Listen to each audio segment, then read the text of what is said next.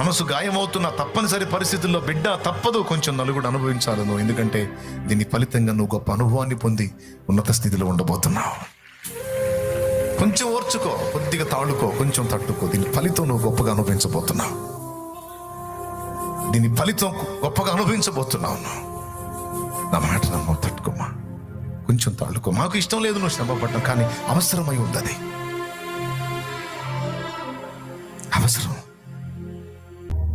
నా మాట విని కొద్దిగా తాడుకుని నేను ఇచ్చిన అనుభవాలు పొందుకుని విశ్వాసం నిలబడితే అది కొలతలేనంత జీవితం, కొలవలేని జీవితం. దేవునికి మహిమ.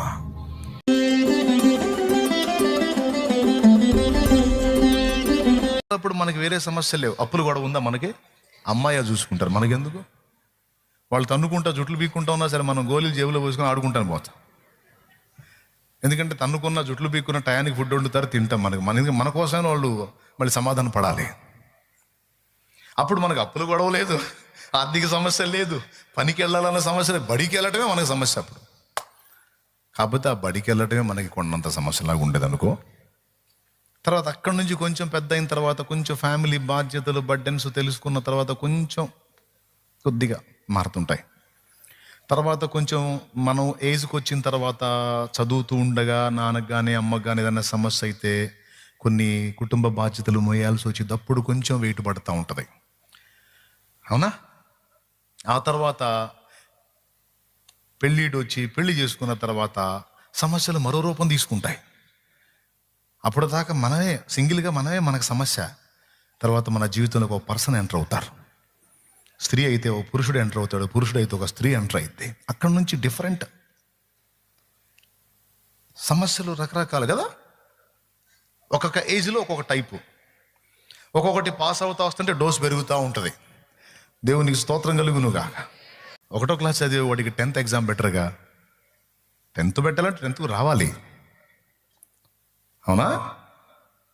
10th పొజిషన్కి వచ్చినప్పుడు ఆ రేంజ్ సమస్య. నేను బాగా అబ్జర్వ్ చేస్తున్నాను ఏ ఏజ్లో ఎలాంటి అగసాట్లు వచ్చినాయి, ఇప్పుడు ఈ ఏజ్లో ఏం వస్తున్నాయి, ఇంకా ఏజ్ మారితే ఏ టైప్ వస్తాయి. ఫైనల్గా ఇక కుటుంబ బాధ్యతలు అన్ని భారాలు పక్కన పెట్టి శరీర రోగాలు స్టార్ట్ అవుతాయి. అసలు సీన్ అక్కడ ఉంటుంది. ఇక కూర్చుంటే లేవలేక, లేస్తే కూర్చోలేక, కళ్ళు కనపడక, అబ్బాయి ఎవరయ్యా, కనపట్లేయ్యా, పోయినాయి. ఏంది వినపడట్లే, ఇది కూడా పోయింది. కనపడక, వినపడక, నడవలేక, కూర్చోలేక, బెడ్లోంచి లేవలేక, ఆవేశం ఆగక, చెడమడ తిట్టడం, కాస్త బీపీ ఉందిలే అమ్మ ఏమనుకోవకంటాం. ఏ ఏజ్కి దగ్గర ఏజ్ మారే కొద్దీ శోధనలు, ఏజ్ మారే కొద్దీ సమస్యలు. బిడ్డలారా ఒకసారి ఆలోచించండి. వివాహం అయినప్పుడు ఒక సమస్య, పిల్లలైనప్పుడు ఇంకొక సమస్య, ఆ పిల్లలు చదువుల విషయంలో ఒక సమస్య, వాళ్ళ భవిష్యత్తు విషయంలో ఒక సమస్య, చివరికి వాళ్ళు పెద్దోళ్ళే పెళ్ళిళ్ళు అయితే ఇంకొక టైపు సమస్య. ఇట్లా ఈ పిల్లలకి చదువులు, వాళ్ళ పెళ్ళిళ్ళ సమస్య అనేది 5వ తరగతి చదివాడికి ఉంటుందా? అసలు మన ఆత్మీయ ప్రగతి పొందే కొద్దీ, స్పిరిచువల్ లైఫ్లో మనం ఎదిగే కొద్దీ మన మీదికి వచ్చే శోధనల డోసు కూడా పెరిగిద్ది. ఇది కూడా గుర్తుపెట్టుకోండి. నువ్వు ఆధ్యాత్మిక ప్రారంభ దశలో ఉన్నప్పుడు వచ్చే శోధనలు వేరు, నువ్వు పరాకాష్ఠకు చేరువయ్యే కొద్దీ వచ్చే శోధనలు వేరు. ఆ దశలో ఉన్నప్పుడు నేర్చుకోవాల్సిన అనుభవాలు ఆ దశలో, ఈ దశకు వచ్చినప్పుడు నేర్చుకోవాల్సిన అనుభవాలు ఈ దశలో. టోటల్గా అవసరం అండ్ అనుభవం. 3వది ఎంతో, అంతే, ఎక్కువ కాదు. ఈ 3 రిఫరెన్స్ లేనా? ఇంకేం లేవా? మస్తున్నాయి. ఎవని నిమిత్తం సమస్తం ఉన్నవో, ఎవరి నిమిత్తం సమస్తము నిర్మించబడినవో ఆ కుమారుని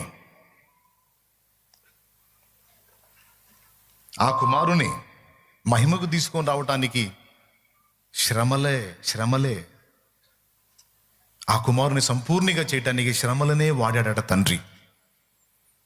పరిశుద్ధపరచబడువానికి ఒక్కటే మూలం. అంటే ఆ కుమారుడికే పరిపూర్ణత కొరకు శ్రమ తప్పనప్పుడు ఆయన రాజ్యములో హక్కుదారురాలివి కావాలంటే నీకు కూడా ఆ శ్రమల వలననే పరిపూర్ణ పరిశుద్ధత అంటాడు.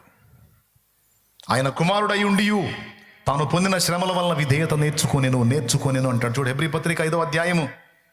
తొందరగా బైబిల్ తీసేసాడు. 8వ వచనం. హెబ్రీ పత్రిక 5వ అధ్యాయం 8వ వచనం. చూడండి, ఒకసారి బైబిల్ తీయండి. ఆయన కుమారుడయుండి తాను పొందిన శ్రమల వలన విధేయతను నేర్చుకొనేను అనే మాట రౌండ్ కొట్టాలి.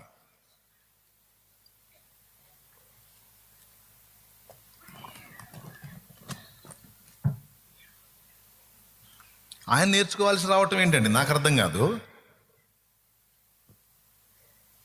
ఈ మాట మీరు జీర్ణించుకుంటారా? యేసయ్య కూడా ట్రైనింగ్ అవసరమైందంటే మీరు జీర్ణించుకుంటారా? దాన్ని ఎలా ఆలోచించాలి ఒక్కసారి ఊహించండి. మీరు తాను పొందిన శ్రమల వలన విధేయత నేర్చుకొనేను.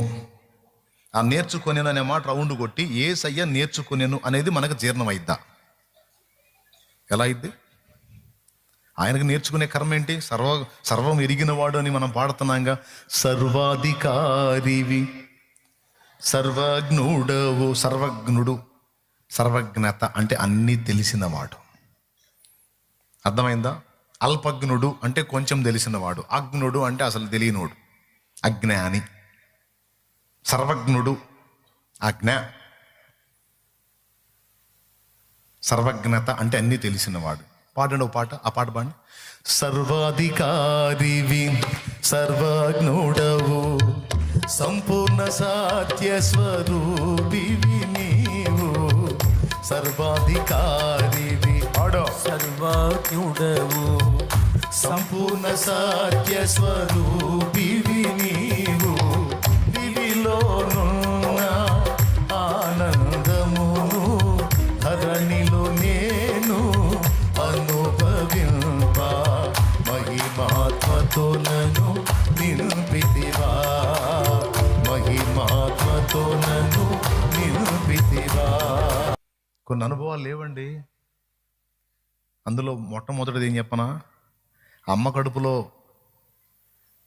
9 నెలలు ఉంటే ఎలా ఉంటుందో అనుభవం లేదు. అది మనందరికీ ఉంది. ఆ అనుభవం మళ్ళీ దూతలకు కూడా లేదు, మనకే. ఇప్పుడు యేసయ్య అమ్మ కడుపులో 9 నెలలు ఉన్నాడా లేదా? మరియమ్మ తల్లి కడుపులో ఉన్నాడా లేదా? అంతకుముందు ఎవరి కడుపులో నన్ను ఉన్నాడు ఆయన? మాతృగర్భంలో చేరి ఆటలాడాడని రాశాడు వేద సాహిత్యంలో. యేసయ్యకే ట్రైనింగ్ అవసరం ఏందంట. ఎందులో? అమ్మ కడుపులో ఉంటాం. ఒకటి, అసలు కాలమే లేదు ఆయనకి, ఎప్పుడు తండ్రితో ఉన్నాడు. అలాంటిది తను కూడా తండ్రితో కొన్ని గంటలు ఎడబాయాల్సినటువంటి అనుభవం అంతకుముందు యేసయ్యకి లేదు. ఇప్పుడు వచ్చింది, సిలువ మీద వచ్చింది. అంతకుముందు ఎరుగునా? సిలువ మీద ఎరిగాడు. ఓకేనా? పాపం ఎరుగని ఆయన మన నిమిత్తము పాపముగా చేయబడెను. అమ్మ కడుపులో అనుభవం కొత్తదే, తండ్రి నుంచి ఎడబాటు క్రొత్తదే, పాపముగా చేయబడుట క్రొత్తదే. ఇవన్నీ పక్కన పెడితే విధేయత అన్నాడు కదా. విధేయత అంటే ఏంటి? లోబడటం. అసలు లోబడే అవసరం ఏంటి ఆయనకి? సుప్రీంగా. అందుకని అనుభవం కూడా లేదు యేసయ్యకి. అంతకుముందు లేదు.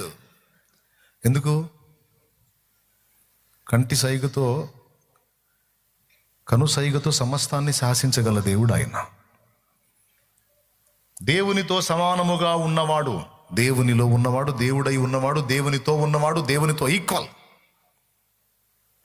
సమానం. ఫిలిప్పీ పత్రిక 2వ అధ్యాయం 5వ వచనం. క్రీస్తు యేసునకు కలిగిన ఈ మనస్సు మీరును కలిగి ఉండుడి.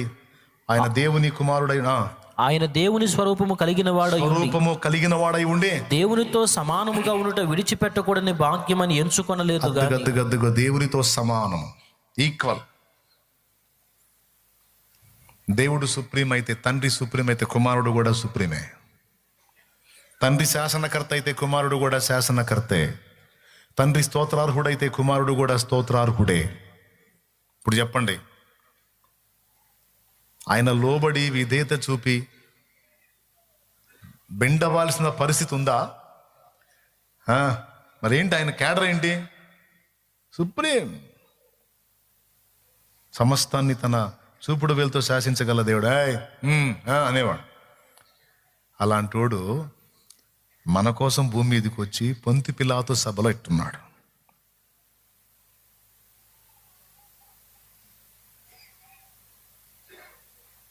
తలదించుకొని ఉన్నాడు అట్లా. అసలు యేసయ్య ఎక్కడ, పిలాతు ఎక్కడ?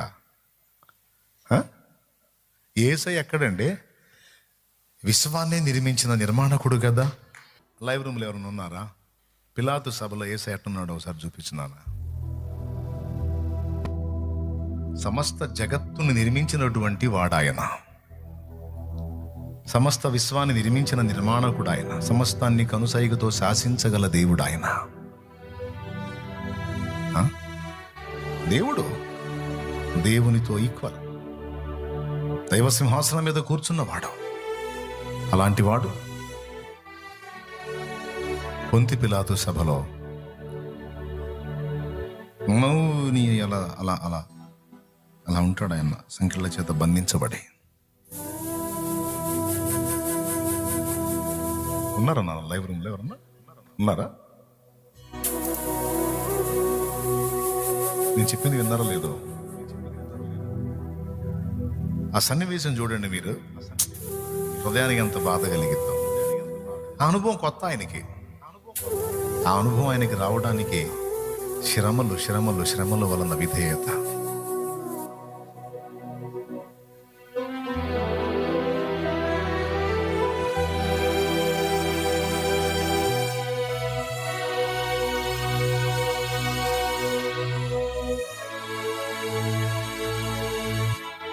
ఒకసారి చూడండి మీరు ఆయన్ని. ఎవరైనా విశ్వాన్ని నిర్మించినవాడు, ఆకాశాన్ని జ్ఞానంతో కొలిచినవాడు, శూన్యములో భూమిని వేలాడదీసినవాడు, పర్వతాలను త్రాసులో తూచినవాడు, కొలపాత్రలు భూమిని కొలిచిపోసినవాడు. ఏం అనుభవం అండి అది! ఎలా సాధ్యం? తాను పొందిన శ్రమల చేత ఆయన విధేయత నేర్చుకునేను అని రాస్తుంది. మన ప్రధాన యాజకునికి, మన రక్షకునికి, మనందరి ప్రభువుకి శ్రమలే ఆ విధేయతను నేర్పాయి. ఇవన్నీ ఆల్రెడీ ఆయన అనుభవించాడా? కొత్తవా? తాను శోధింపబడి శ్రమ పడేను గనుక శోధింపబడు వారికి సహాయము చేయువాడై ఉన్నాడని రాస్తుంది.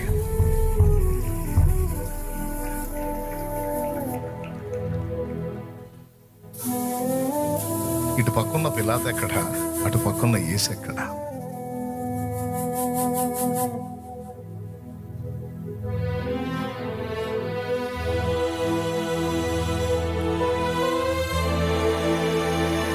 ఏమర్థమైంది పిల్లారా మీకు? అయితే ఒకటి గుర్తుపెట్టుకోండి, ఆ ముళ్ళ కిరీటాన్ని ధరించి శ్రమానుభవం పొందిన యేసు మహిమ కిరీటధారి అయి ఉన్నాడు. ఇప్పుడు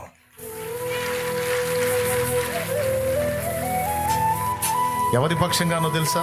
మొదట ఆయన దేవుడు మన కోసం భూమి మీదకి వచ్చి మనలో ఒకని వంటి వాడై ఇప్పుడు వెళ్ళి తండ్రి కుడిపార్శ్వమని ఎలా కూర్చున్నాడు తెలుసా? మనుష్య కుమారుడిగా కూర్చున్నాడు. అంటే ఇప్పుడు దేవుని కుడిపార్శ్వమని ఎవరున్నా తెలుసా? దేవుడు కాదు, మనుష్య కుమారుడు.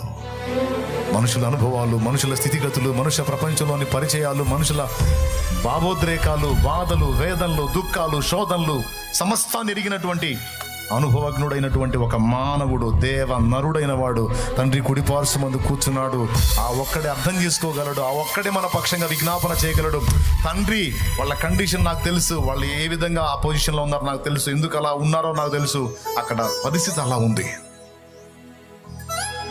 వాళ్ళు ఎదుర్కొంటున్న పరిస్థితులు చాలా జటిలంగా ఉన్నాయి. తండ్రి నేను వెళ్ళొచ్చాను, ఆ శోధనలన్నీ నేను అనుభవించి శ్రమపడ్డాను, నా బిడ్డలు అదే కండిషన్, మరి సాయించి అని మన పక్షమున విజ్ఞాపన చేస్తున్నాడు. మన దోషములను పరిహరించమని ప్రార్థిస్తున్నాడు. తండ్రి కుడిపార్శ్వమని ఎందుకుండాలి ఆయన ఎందుకున్నాడు అంటే మన పక్షమున విజ్ఞాపన చేయటానికి ఉన్నాడు. ఎందుకంటే ఆ ఒక్కడే మనల్ని అర్థం చేసుకోగలడు. ఎందుకంటే ఆయన భూమి మీదకి వచ్చాడు, నేర్చుకున్నాడు. ఇప్పుడు అంటాడు, దేవా మా బాధ నీకేం తెలుసు అంటే, లేదురా నాకు తెలుసు అంటాడు. ఎట్లా తెలుసు? నేను అనుభవించాను నాన్న, అందుకే నేనే మిమ్మల్ని అర్థం చేసుకోగలను, ఇంకెవరు అర్థం చేసుకోలేరు. నువ్వు దేవుడివి కదా అంటే, మనుషుడిగా వచ్చాను కదా. మీరు ఎలాంటివి ఎదుర్కొంటారో నాకు తెలుసు, ఎలాంటి శోధనలు ఉంటాయో నాకు తెలుసు, వాటికి ఎంత ఆకర్షణ ఉంటుందో నాకు తెలుసు, అవి ఎంత బాధాకరంగా ఉంటాయో నాకు తెలుసు, ఎంత ఒత్తిడితో ఉంటాయో నాకు తెలుసు. నేను ప్రాక్టికల్గా అనుభవించాను, నేర్చుకున్నారా మీ అనుభవం. ఇప్పుడు మీరు ఏది ఫేస్ చేస్తున్నారో అదంతా నాకు తెలుసు. చూడండి, మన ప్రధాన యాజకుడు మన బలహీనతలలో సహానుభవం లేనివాడు కాడు, కానీ ఆయన సమస్త విషయంలో మన వల్ల శోధింపబడిన నువ్వు పాపము లేనివాడుగా ఉంటే. హెబ్రీ పత్రిక 4:15 మన ప్రధాన యాజకుడు మన బలహీనతలో సహానుభవం కలిగిన వాడయ్యాడు. ఇదంతా ఎలాగా? ఒకప్పుడు లేదు ఆయనకి. కెరూబులు, శరాపులు, దూతలు, మహాదూతలు అందరినీ కనుసైగుతో చేతి వేలుతో శాసించటమే తెలుసు, కానీ శాసనానికి లోపట్టం తెలియనివాడు ఏ నేరం లేకపోయినా మన నేరం తన మీద వేసుకుని పిలాతు సభలో దోషిగా నిలబడ్డాడు. మన పాపముల కోసం ప్రాణం పెట్టడానికి వచ్చి, మన పాపముల నిమిత్తం బలి కావటానికి వచ్చి, ఏ దోషము లేని పరిశుద్ధుడు మన దోషాలు మీదేసుకొని, అవును నా పిల్లలు నిర్దోషులు, నేనే దోషిని, నన్నే శిక్షించండి అని మన పక్షమున తను అప్పగించుకున్న నిజమైన దేవుడు, ఏకైక రక్షకుడు నజరేయుడగు యేసు.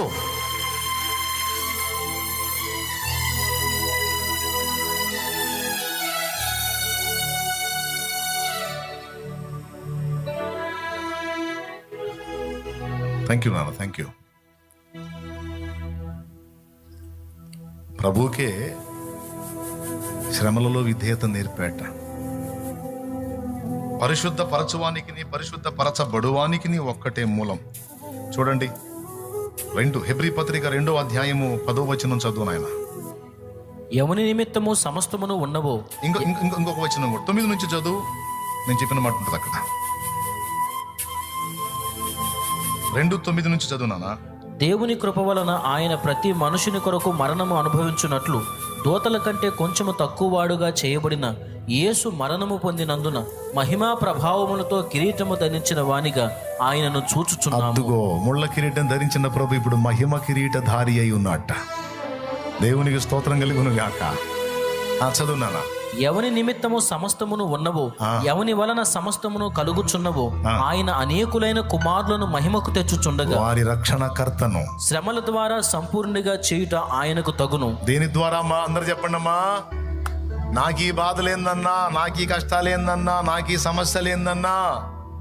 ఇప్పుడు వరుసగా చెప్పుకుందాం. నంబర్ 1 ట్రైనింగ్, నంబర్ 2 తగినంత, నంబర్ 3 అవసరం, నంబర్ 4 సంపూర్ణ సిద్ధి కొరకు. మీ ముందు నిలిచిన షాలేమురాజు అనే నేను మీ కంటికి ఇప్పుడు ఒక అదృష్టవంతుడిలాగా, ధన్యజీవిలాగా, ధన్యచరితుడిలాగా కనపడతాను. నిజమే, దేవుడు నాకు ఇచ్చిన ధన్యత అది. నిజంగా క్రీస్తే నా అదృష్టం, నా భాగ్యం. 100% నిజం. అయితే ఒక మాట, ఈ అనుభవంలోనికి ప్రజెంట్ నన్ను తీసుకురావడానికి దేవుడు నాకు స్టార్టింగ్ నుంచి ఇచ్చిన అనుభవాలు వేరండి. ఒక పసిబిడ్డగా ఊహ తెలిసిన దగ్గర నుంచి క్రీస్తు నా జీవితంలోనికి వచ్చి నేను క్రీస్తుకు విధేయత చూపి రక్షణ అనుభవంలోనికి రావటం, మారు మనసు పొందటం, బాప్తిస్మం పొందటం, పరిశుద్ధాత్మను పొందటం, దైవ సేవకు రావటం, సేవకు వచ్చిన తర్వాత సేవలో అనేక రకాల ప్రయాణాలు ఇప్పటికి కూడా ఎదుర్కొంటానే ఉన్నా. ఇప్పటికి కూడా దాడులు జరుగుతూనే ఉన్నాయి నా మీద ఎన్నో రకాలుగా. అయినా సరే ఒక ధన్య చరితం నా బ్రతుకుని చేశాడు నా యేసు. అయితే ఈ మెట్టు నేను ఎక్కడానికి దానికి ముందు ఎన్నో కింది మెట్లు ఉన్నాయి, కఠినమైన అనుభవాలు ఉన్నాయి. ఆ అనుభవాల్లో గుండా తీసుకొచ్చాడు. అందులో అవమానాలు ఉన్నాయి, ఆకలి బాధలు ఉన్నాయి, తృణీకారాలు ఉన్నాయి, తిరస్కారాలు ఉన్నాయి, తల్లిదండ్రుల వేదన చూసి బాధపడ్డ అనుభవాలు ఉన్నాయి, కుటుంబ శ్రమలతో పాటు సామాజిక శోధనలతో పాటు అన్ని విధాలు నలుగుగొట్టబడి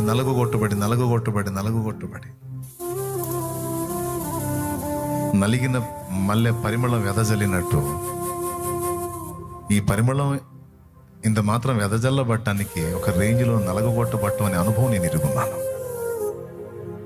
అది విలాసవంతమైన, సుఖవంతమైన, ఆనందకరమైన అనుభవాల్లో గుండిస్తే ఆ పరిమళం వేరు. ఈ పరిమళం మాత్రం నానా రకాల కఠినమైన అనుభవాల్లో గుండా, అన్ని విధాల తృణీకారాల్లో గుండా ఎప్పటి నుంచి, చిన్నప్పటి నుంచి అలా ప్రయాణించి ఈ మజిలీకి ఇట్లా ఉన్నా. కాబట్టి నేను అవన్నీ ఫేస్ చేశాను కనుకనే ఆ విషయాలు నేను మాట్లాడగలుగుతాను. ఆకలి బాధ, వస్త్రహీనత, నింద, అవమానం, తృణీకారం, ఈరోజు నేను ఏ విషయాలైతే మీకు అవగాహన కలిగి మాట్లాడుతున్నాను ఇవన్నీ ప్రాక్టికల్గా నేను అనుభవించాను. అవి ఎదుర్కొన్నప్పుడు ఒకటి హృదయం ఎంత గాయమైద్దో, ఎంతగా నలిగిపోతాడో అది నేను ఫేస్ చేస్తున్నాను కనుక ఆ విషయాలు మాట్లాడినప్పుడు అది మీకు ఈజీగా కనెక్ట్ అవుతుంది, మీకు ఈజీగా అర్థమవుతుంది. అది దేవుని కృప. ఈ దశలో, ఈ టైంలో ఉన్న మిమ్మల్ని ఈ విధంగా సేవ్ చేయడానికి అమ్మ కడుపులో నన్ను వేశాడు, అక్కడి నుంచి నన్ను భూమి మీదికి రప్పించాడు, రకరకాల అనుభవాలు నేర్పించి ఈరోజు ఇక్కడ నిలబెట్టి మీతో మాట్లాడిస్తున్నాడు. ఈరోజు నీకు నేర్పుతున్న అనుభవాలు నీకున్నాయి, నీకు ఇస్తున్న ట్రైనింగ్ నీకుంది. అది పూర్తయినప్పుడు నిన్ను నిలబెట్టే దగ్గర నిలబెడతాడు. ఈరోజు శ్రమ పడటమే నీకు తెలుసు, అనుభవిస్తున్న బాధను బట్టి కృంగిపోవటం, కుమిలిపోవటం, ఏడవటం, దుఃఖపడటం, ఎందుకు నాకే ఈ పరిస్థితిని మొత్తుకోవటం నీకు అర్థమవుతుంది, అంతవరకు తెలుసు నీకు. కానీ రేపు ఆయన ఇవ్వబోయే మహిమను నువ్వు అనుభవించినాడు, ఆనాడు నీకు అర్థమైంది, అబ్బా ఇది గుర్తించలేదు దేవా, నేను అనుకోలేదు దేవా, నన్ను క్షమించాయని దేవుని కాళ్ళు పట్టుకుంటాం. ఇంత పెద్ద ప్రణాళిక నా ఎడల కలిగి ఉన్నావని అస్సలు అనుకోలేదు దేవా, నేను ఏ పాటి వాడిని, ఏ పాటి దాన్ని, కానీ తులువకింత విలువను నువ్వు సిద్ధపరిచావా నాకు తెలియదయ్యా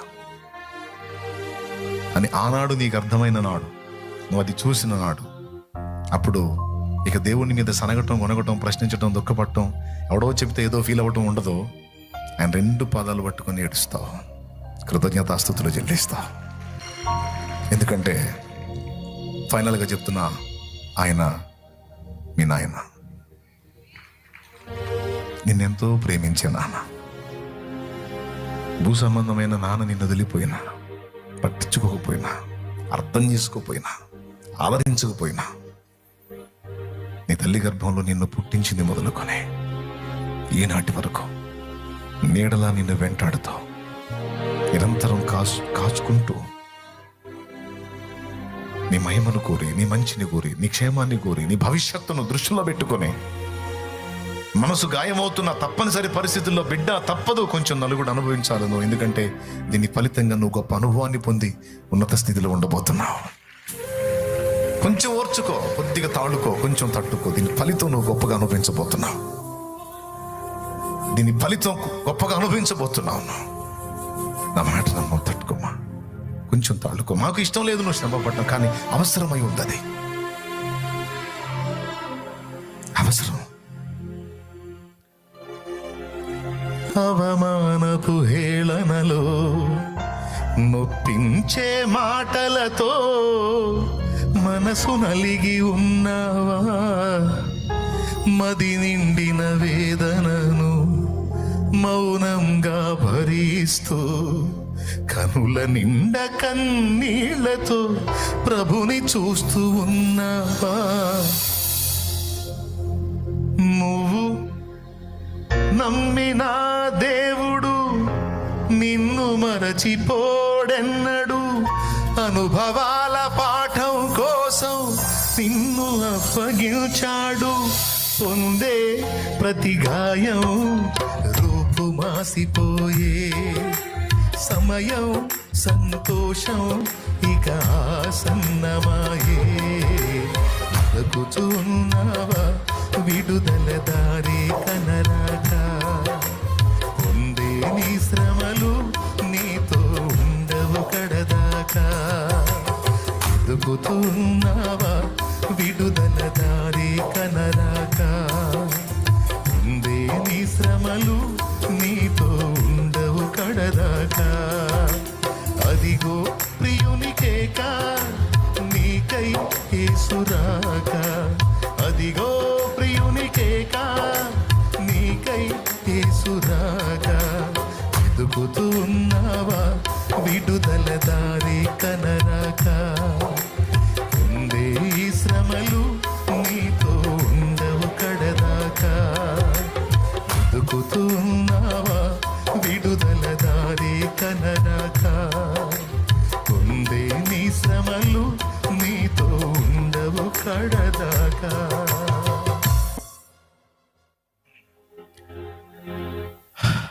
ఇప్పుడు చెప్పండి, నిన్ను ప్రశ్నించేవాడికి ఏం చెబుతాను? అద్భుతాలు చేయొచ్చుగా, ఆశ్చర్యాలు చేయొచ్చుగా, నీకే బాధ లేకుండా చేయొచ్చుగా, నీకే సమస్య లేకుండా చేయొచ్చుగా. నీ ప్రశ్నించే వారికి ఏం చెప్తావు? నీకేం తెలుసురా, నీకేం తెలుసురా? నా తండ్రి రాయన, నా నాన్నరా. నీకు కూడా నానే, నీకు అర్థమై సావట్లా. కాకపోతే నా నాన్నరా. మా నాన్న హృదయపూర్వకంగా నాకు బాధ విచారం కలగజేస్తాడంటరా? చేస్తాడా? అది నాకు అనుమతించాడంటే నాకు అవసరం రాదే. ఆయన ఇచ్చే ట్రైనింగ్లో అది ఒక భాగం. దానివల్ల నాకేదో రావాలి అనుభవం. ఆ అనుభవం ఇక్కడ ఉపయోగపెట్టుకుంటాడు, అక్కడ కూడా ఉపయోగపెట్టుకుంటాడు. ఇక్కడ 75 ఏళ్ల జీవితం లేదా 80, 90, 100 సంవత్సరాల జీవితం కోసం 25 ఏళ్ళు కష్టపడినానా, 25 ఏళ్ళు కొంచెం ఇబ్బంది పడినానా, తప్పదు నాన్న, నేర్చుకోవాలి కదా నాన్న, అనుభవాలు రావాలి కదా నాన్న, నీ భవిష్యత్తు రా అని 24 మాటలు చెప్పి పంపిస్తాడు కదా నాన్న. అక్కడి నుంచి కూడా అదే. ఇక్కడేమో 25 ఏళ్ళు కష్టపడితే 75 ఏళ్ళు లేదా 50 ఏళ్ళు లైఫ్ రా, బెస్ట్ లైఫ్, బ్రైట్ ఫ్యూచర్. నా మాట విని కొద్దిగా తాడుకుని నేను ఇచ్చిన అనుభవాలు పొందుకుని విశ్వాసం నిలబడితే అది కొలతలేనంత జీవితం, కొలవలేని జీవితం. దేవునికి మహిమ. హల్లెలూయా. ఎంతమందికి క్లియర్గా అర్థమైందండి? ఇప్పుడు చెప్పండి, నాకేం వద్దు అన్ని క్లియర్ చేయమని అడుగుదామా దేవుణ్ణి? లేదు లేదు నాన్న, నాకు ఏది అవసరం అది నేర్పించు నాన్న, నాకు ట్రైనింగ్ ఈ నాన్న, నీ చిత్తమే నాలో నెరవేరని, నువ్వేం చేయాలనుకున్నావో అది చేయి, నేను ఒక్కటి ఎరుగుతున్నానా. నువ్వు ఎప్పుడు నా మంచినే కోరుతావు, నా మహిమనే కోరుతావు, నా ఘనతనే కోరుతావు, నా దీవెననే కోరుతావు. నేను ఉన్నతంగా ఉండాలని ఆశిస్తావు, కానీ నా నాశనాన్ని నువ్వు ఎప్పుడు కోరవు నాన్న. అది కోరే దుర్మార్గుడు ఒకడు ఉన్నాడు, వాడు తెలుసు నాకు, కానీ నువ్వు ఎప్పుడు కోరవు నాన్న. నేను నీ మహిమను ఎంతగా వెతుకుతున్నానో అంతకంటే ఎక్కువగా నువ్వు నా మహిమను వెతికేవాడివి నాన్న. నా కోసం ప్రాణమే పెట్టావు నాన్న, నా కోసం నీ ప్రియ కుమారుని బలిదానం ఇచ్చావు. నీకెంతో మంచి నచ్చే కుమారుడు ఈయన, నా ప్రియ కుమారుడు ఈయన ఎందు నేను ఆనందించుచున్నాను అని నువ్వు ఎంతో ఇష్టపడి సాక్ష్యం ఇచ్చిన ఆ ప్రియ కుమారుని పనికి మాలిన వాడను, పనికి మాలిన దాన్నైనా నా కోసం ఆ ప్రియ కుమారుని బలిపీఠం ఎక్కించి బలిగా అర్పించావు కదా నాన్న. నా కోసం నా పరలోక తండ్రి, నా ఎడల నీకెంత ప్రేమ ఉందో నాకు తెలుసు తండ్రి. నన్ను మహిమలో చూడాలనుకుంటున్నావు, నన్ను మహింపరచాలనుకుంటున్నావు. దూతల ఎదుట, కోట్లాది మానవుల ఎదుట, దూతల ప్రపంచాలన్నిటి ఎదుట నా తలనెత్తాలనుకుంటున్నా, నన్ను మహింపరచాలనుకుంటున్నా. నేనే అర్థం చేసుకోలేకపోతున్నాను. నేనే నా మాటలతో, నా చర్యలతో, నా క్రియలతో, నా ప్రవర్తనతో నేను గాయపరుస్తున్నా. అల్పకాల పాప భోగాల వైపు పరిగెత్తి కొంత బాధ పెడుతున్నా. అల్పమైన వాటిని ఆశించాక అందలేదని ఫీల్ అయ్యి నిన్ను విమర్శించి నిన్ను గాయపరుస్తున్నాను. నేనే అవగాహన లేక, అర్థం చేసుకోలేక కొంచెం నిన్ను ఇబ్బందికరంగా నీతో వ్యవహరిస్తున్నాను, కానీ నువ్వైతే సదా నా మేలు కోరేనా మంచి తండ్రివి నాన్న అని దేవునికి అలా మనం కనెక్ట్ అవ్వాలి. దేవుడు నా కోణంలో చూడు. నువ్వు ఎంతమందికి అర్థమైంది నేను చెప్పిన విషయం? ఎంతమందికి అర్థమైంది? ఒకసారి చేతులు ఎత్తండి బ్రదర్స్. నీకు అన్ని రిఫరెన్సెస్ మొత్తం చూపించి నేను క్లియర్గా మాట్లాడాను. కాబట్టి ఇప్పుడు మనం ఏం చేయాలి? మనకు దేవుడు మన జీవితంలో అనుమతించినటువంటి అనుభవ పాఠాలు నేర్చుకుంటూ, సమస్తమును బట్టి కృతజ్ఞతాస్తుతులు చెల్లిస్తూ, నీ చిత్తం మీద ఓకే అలానే జరగదు, నీ సంకల్పమే నెరవేరాలి. నీవు నాకు ఇచ్చిన గిన్నెలోనిది నేను త్రాగకుందునా, తండ్రి నీ చిత్తమే సిద్ధించుగాక అన్నాడు కదా యేసయ్య. పేతురు కత్తి తీసుకొని మల్కు అనేవాడి చెవి నరిగితే పేతుర్ని గద్దించాడు, నా తండ్రి నాకు ఇచ్చిన గిన్నెలోనిది నేను త్రాగకుందునా అని. తండ్రి ఇచ్చిన గిన్నెను సంతోషంగా స్వీకరించాడుగా. ఎందుకు ఇచ్చాడు తండ్రి ఆ గిన్నె, ఆ ముళ్ళ కిరీటం ఎందుకు ఇచ్చాడు? శాశ్వత మహిమ కిరీటాన్ని కుమారునికి సొంతం చేయడానికి.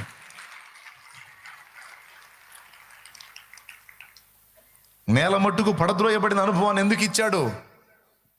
నిత్య మహిమలో వెలిగే సింహాసనం మీద శాశ్వతంగా కూర్చోబెట్టడానికి. ఈరోజు మీ నాన్న, చెప్పు నోరు తెరిచి చెప్పు, మా నానేనా? డౌట్ ఏమన్నా ఉందా? నీ నెత్తిన ముళ్ళ కిరీటం పెడుతున్నాడు అంటే, నా నెత్తిన ముళ్ళ కిరీటం పెడుతున్నాడంటే గుర్తుపెట్టుకది మహిమ కిరీటానికి దారితీస్తుంది. మహిమ కిరీటానికి అవమానకరమైన అనుభవాల్లోనికి నడిపించాడంటే సింహాసనం ఎక్కించబోతున్నాడని గుర్తుపెట్టుకో. ఎందుకంటే ఆయనకు నువ్వంటే కక్ష కాదు, నువ్వంటే లవ్, పిచ్చి ప్రేమ. దేవుడు నిన్ను ప్రేమిస్తున్నాడు. కాబట్టి ఇక ఏ చెత్తోడు వచ్చి మాట్లాడినా, ఏ పిచ్చోడు వచ్చి మాట్లాడినా వింటావు నువ్వు? మన అవగాహన వాడికేం తెలుసమ్మా, మన అనుభవం వాడికేం తెలుసు? ఆశోది మేళం నిజదేవుడే తెలియదు వానికి. కాబట్టి ఎవరేదో మాట్లాడిన ప్రతి మాటకి మనం స్పందించాల్సిన అవసరం లేదు, హడలిపోవాల్సిన అవసరం అంతకన్నా. అన్యుడు ఎవడైనా వచ్చి నేను ప్రశ్నిస్తే నీ సమాధానం మస్తు నీకుంది. కాబట్టి అది గుర్తుపెట్టుకో. ఇప్పుడు ఇది నీకు క్లియర్గా నీ హృదయంలోకి వెళితే ప్రజెంట్ నువ్వు అనుభవించే పరిస్థితులన్నీ కూడా నీకు అనుభవ పాఠాలుగానే కనపడతాయి.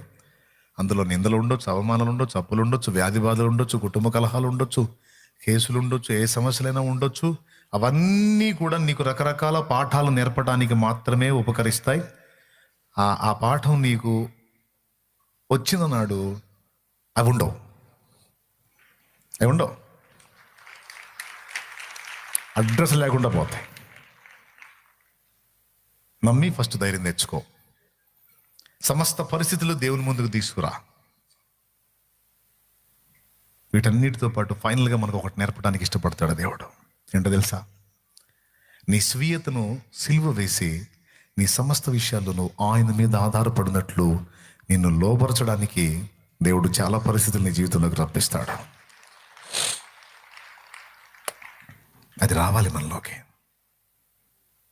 మనలో అస్వీయత విరిగిపోయి దేవుని చిత్తానికి లోబడేటట్టుగా మనల్ని మనం అప్పగించుకోవడానికి దేవుడు మనల్ని సిద్ధం చేస్తాడు. విశ్వాసంలోకి రావాలి, ఆయన మీద ఆధారపడాలి, ఆయనతో కలిసి నడవాలి. అందుకు మనల్ని రెడీ చేసుకుంటాడు. కాబట్టి నీకు దారి చూపిస్తున్నాను. నేను అదే దారిలో నడుస్తున్నా, నీకు అదే చూపిస్తున్నాను. పద, ఆయన దగ్గరికే పద. ఎయ్యి మోకాళ్ళి అడుగు, ఆయన్నే బదులడుగు. ఒకటొకటి తీసేస్తాడు. ఇప్పుడు అందరినీ స్వస్థపరచొచ్చుగా అంటాడు ఒక్కొక్కడు. అసలు అందరినీ స్వస్థపరచడానికి ముందు అందరికి రోగం ఎందుకు వచ్చింది అనే ప్రశ్న ఇవ్వడం నేర్చుకుంటాడా? మనల్ని అడిగేవాడు రోగం ఎందుకు అనుమతించాడు? ఎందుకంటే ఆ ముళ్ళు లేకపోతే వీడు మాటినాడు కాబట్టి. కొంతమందికి అలాగా కొన్ని ముళ్ళు పెట్టి కంట్రోల్లో తెచ్చుకుంటాడు. వీడొచ్చి అంటాడు అందరినీ స్వస్థపరచంటాడు. ఏంటో స్వస్థపరిచేదే? ఎవడికి తన్నులు పడాలో, ఎవడికి బన్నులు పెట్టాలో నాన్నకు తెలుసు, నీకేం తెలుసు? దేవునికి స్తోత్రం. ఎవడికి తన్నులో, ఎవడికి బన్నులో వచ్చినోడల్లా వాగుతూ ఉంటాడు. ఎట్లా కుదురుతుందండి? తన్నులు పడ్డాయా దిద్దుకోవాలి, బనులు దొరుకుతున్నాయా కృతజ్ఞతలు, ఇంకా జాగ్రత్త నడుచుకోవాలి. ఓకేనా? ఆయన పిల్లల్ని ఆయన చెప్పుకుంటాడు. ఇలా ఒక పక్క అనుభవాలు నేర్చుకుంటూ, ఆయన కృపలో సాగిపోతూ, ఆయన పాదాల దగ్గరికి వచ్చి భారాన్ని దించుకుంటూ, అయ్యా నీ ప్రణాళిక నాకు అర్థమైంది, సంతోషం, స్తోత్రం అనుకుంటూ సాగిపోతూ, నీవు ఆయన విషయంలో పొందిన అవగాహన అంతా కూడా ఇతరులతో పంచుకోవటం అనేది దేవుడు నీకు ఇచ్చిన బాధ్యత. అది ఎక్కడి నుంచి మొదలు పెడతావు? సేవ అనేది ఎక్కడి నుంచి మొదలు పెడతావు? నీ ఇంట్లో నుంచే స్టార్ట్ చేయాలి, నీ సమాజంలోంచే స్టార్ట్ చేయాలి, నీ వీధిలో నుంచే స్టార్ట్ చేయాలి. దాంతోపాటు నువ్వు కూర్చున్న మందిరంలో దేవుడు నీ ముందుకు తీసుకొచ్చిన తల్లులు తండ్రులు ఉన్నారు, అన్నలు తమ్ముళ్ళు చెల్లెళ్ళు అక్కలు ఉన్నారు కదా, వాళ్ళతో దేవుని గురించి మాట్లాడు. వాళ్ళు రక్షింపబడ్డారో లేదో అడుగు, వాళ్ళ మనోనేత్రాలు వెలిగించబడ్డాయో లేదో అడుగు. యేసు ప్రభువే నిజమైన దేవుడు అనే విషయం ఆ పునాది వారికి అర్థమైందో లేదో అడుగు. ఆ పునాది సత్యం అవగాహన కల్పించు. దేవుడు నీకు ఇచ్చిన మంచి టైం, మంచి అవకాశం. ఇంకా చెప్పాలంటే ఈ 2026 ఇంకా నువ్వు నేర్చుకోవాల్సినవో ఉన్నాయబ్బా, ఇంకా నువ్వు నేర్చుకోవాల్సినవో ఉన్నాయి, నేను నేర్చుకోవాల్సినవో ఉన్నాయి. నేర్పుతాడు. నేర్పయా నీకు స్తోత్రం అని చెప్పు. నేర్చుకుందాం ఏంది? నన్ను దిద్దుము సన్నుతుండగు నాయనా అనుకుంటూ పోతాం ఆయన దగ్గరికి. దిద్దుబాటు చేస్తాడు, లైన్లోకి తెచ్చుకుంటాడు. నేను ఒక్క మాట చెప్తా, ఫినిషింగ్ టచ్ ఫైనల్గా. సేవలోకి వచ్చినప్పుడు ఒకేసారి పాస్టర్ పట్టా తెచ్చుకొని, ఒకేసారి పాస్టర్ సర్టిఫికేట్ తెచ్చుకొని, అబ్బాయి ఇప్పుడు మనకు పాస్టర్ పట్టా వచ్చింది, పాస్టర్ సర్టిఫికేట్ వచ్చింది, ఇక మొదలు పెడతాను అబ్బాయి యుద్ధం అని మొదలు పెట్టలే. సేవ, నా సేవ ఎక్కడ స్టార్ట్ అయిందంటే ఫస్ట్ నా ఫ్యామిలీలో స్టార్ట్ అయింది. చర్చికి వెళ్ళినప్పుడు సంఘంలో స్టార్ట్ అయింది. సంఘంలో ఆదివారం కూటం అయిపోతే పొలం మనందరూ బైబిల్ తీసుకొని అమ్మాయి వదిలిపెట్టాడని పరిగెత్తారుగా, నేను పోను. అట్లా మందిరంలో కలిసిన వాళ్ళతో మాట్లాడతాను, వాళ్ళకి దేవుని గురించి విపులంగా అందిస్తాను. అండ్ బయటికి పోయిన తర్వాత సమాజంలో కూడా నా ఫ్రెండ్స్ కానీ బంధువులు కానీ స్నేహితులు కానీ శ్రేయోభిలాషులు కానీ నన్ను గౌరవించే వాళ్ళు ఉంటారు కదా. అవసరమైతే నా ఖర్చు పెట్టుకుని హోటల్కి తీసుకెళ్ళి మరి వాడికి మిర్చి, హైదరాబాద్లో ఇంత లావు ఉంటాయి బజ్జీలు, మిర్చి అంటారు, శుభ్రంగా 4 మిర్చీలు చెప్పేవాడికి వాడు అది తినేలోపు సువార్త చెప్పేవాడిని. దేవుడు ఎవరు? నిజదేవుడు ఎవరు? లోకంలో ఉన్న వాటికి యేసుక్రీస్తుకు తేడా ఏంటి? మనం ఎవరిని ఫాలో అవ్వాలి? ఎవరిని నమ్మితే మనకు రక్షణ? వాడు నమ్ముతాడా వస్తాడా రాడా నాకు అనవసరం, కానీ వాడికి చెప్పానా లేదా? వాడి విషయంలో నేను బాధ్యతగా వ్యవహరించానా లేదా? మళ్ళీ ఇదంతా నేను వర్క్ వదిలేసి కాదు, మళ్ళీ వర్క్ చేసుకుంటానే. నాకున్న అవకాశాన్ని అట్లా వినియోగించుకొని చిన్నగా దేవుని పని చేయటం, దేవుని రాజ్యాన్ని గురించి లోకానికి ప్రకటించడం అనేది ఒక్క వ్యక్తి దగ్గర నుంచి స్టార్ట్ చేశాను అక్క. అన్నా, ఒక్క వ్యక్తి దగ్గర నుంచి స్టార్ట్ చేశా. నువ్వేమనుకుంటావు? సేవ అనగానే ట్రైనింగ్ పొందాలి, వాళ్ళు సర్టిఫికేట్ ఇవ్వాలి, వాళ్ళు ఎత్తిన ఒక కిరీటం పెట్టాలి, పైనుంచి కిందకి ఒక బురక వేయాలి, స్టేజ్ మీద ఊరేగింపుగా చూపించాలి, అబ్బాయి రెడీ అయ్యాడయ్యా, అమ్మాయి రెడీ అయిందని చూపించాలి. ఇవన్నీ లేవమ్మా. నా గుండెల్లో భారం ఉంది, నా రక్షకుని నా తండ్రిని నేను తెలుసుకున్నాను. చాలామంది పిల్లలు వాళ్ళ నాన్న ఎరగక తప్పిపోయి ఉన్నారు. తప్పిపోయిన పిల్లల్ని వాళ్ళ తండ్రి దగ్గరికి చేర్చడానికి నడుము కట్టాను. తండ్రిని ఎరగక తప్పిపోయి తిరుగుతున్నటువంటి పిల్లలు ఆదరణ లేక వేదనతో దుఃఖంతో ఆత్మ నాశనంలోనికి వెళ్ళిపోతున్న పరిస్థితుల్లో ఉన్న బిడ్డల్ని ఒకళ్ళనొకళ్ళని తండ్రి దగ్గరికి చేర్చాలనేదే నడుము కట్టా. ఈ రోజుకి అదే పని చేస్తున్నా. దానికోసమే భారం కలిగి ఉన్నా. ఎప్పటికీ పండుకున్నా లేచినా ఏ స్థితిలో ఉన్నా నా తపన అదే. మీ అందరికి ఏమర్థమైంది ఇప్పుడు? నంబర్ 1, మన జీవితంలో దేవుడు అనుమతించేటువంటి ప్రతి పరిస్థితి ఎందుకు? ట్రైనింగ్ ఎందుకో? అక్కడ పని ఉంది, మనతో పని కావాలా వద్దా? శాశ్వతంగా దేవుని దగ్గర ఆయనతో పాటు కలిసి పాలించాలా లేదా? ఏలాలా లేదా? ఏలాలంటే మరి ఆయనతో పాటు శ్రమను అనుభవించిన ఎడలా ఆయనతో పాటు ఏలుదుము అంటాడు. ఎక్కడో అంటాడు బైబిల్లో, మీరే చూసుకోండి. చెప్పేది ఎక్కడ అంటాడో తీస్తే గ్రేటే. ప్రియులారా, అది మొదటి విషయం గుర్తుపెట్టుకోండి. రెండవది, నీకు దేవుడిచ్చిన అవకాశాన్ని పోనీయొద్దాం. మారు మనసు పొందడానికి టైం ఇచ్చాడా? తొందరగా పొందేశాయి. ఎందుకంటే ఎప్పుడు పిలుపు వచ్చిందో తెలియదు. హలో, 2025తోనే కొంతమంది జీవితాల్లో ముగిసిపోయినాయి. 2026 లేదు కొంతమందికి. ఈరోజు 2026, నెక్స్ట్ 2027, 26 ఎంతమందికి ముగింపో తెలియదు. నేనేం బాను, అంత తేలిగ్గా పోయేదాన్ని కాదు నేను. అసలు మంది అసలు ఇనప శరీరం, అసలు నేను బానని ఎవరు ఫీల్ అవ్వద్దు. నేను అవ్వద్దు, మీరు అవ్వద్దు. మర్యాదగా ఎవరికోళ్ళు మారు మనసు పొంది లైన్లో ఉండాలి. బాప్తిస్మం పొందినా సరే ఇంకా ఏవైనా లోటుపాట్లు ఉంటాయి. ఎప్పటికప్పుడు చేసిన తప్పులు దిద్దుకొని సరి చేసుకొని మారు మనసు పొంది ప్రభు వచ్చినా నిన్ను పిలిచినా సిద్ధంగా వెళ్ళేదానికి రెడీగా ఉండాలి. సిద్ధపడి వెళ్ళేదానికి రెడీగా ఉండాలి బ్రదర్స్. ఎంతమందికి అర్థమైంది? ఇందులో అర్థం కాకపోవడానికి ఏముందిలే, అర్థమైంది. మారు మనసు పొందలేదా? అయితే టైం ఇచ్చాడు నీకు, పొందు. బాప్తిస్మం పొందలేదా? టైం ఇచ్చాడు. పాపాలు కడిగేసుకో, బాప్తిస్మం పొంది పరిశుద్ధపరచబడు. చాలు. చెడిపోయిన బతికిన దానికి గతకాలమే చాలు. ఇంకొద్దో ఆ దరిద్రం వదిలేసాయి. ఒకప్పుడు నేను కూడా దేవుణ్ణి తెలుసుకోకముందు విచ్చలవిడిగా తిరిగాను, పిచ్చి పనులన్నీ చేశాను, చెత్త వెదవలాగా బ్రతికాను.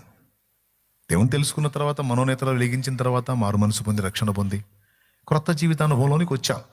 ఇక్కడ ఎవరు పెద్ద మనుషులు లేరు, అందరూ పాపిష్టి మనుషులే.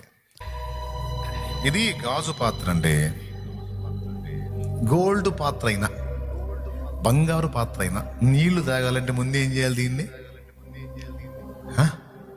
బంగారు పాత్ర అయితే మాత్రం దానికి మట్టి కాదా, దుమ్ము దానిలో పెరిగిపోదా? చెప్పండి, ఒకసారి చెప్పండి. దీన్ని నేను నీళ్లు త్రాగటానికి వాడుకోవాలంటే ముందు దీన్ని ఏం చేయాలి? రైట్. అడగాలంటే ముందు దాన్ని నా చేతిలో తీసుకోవాలి, శుభ్రపరచాలి, తర్వాత నీళ్ళు నింపుకోవాలి, తాగాలి.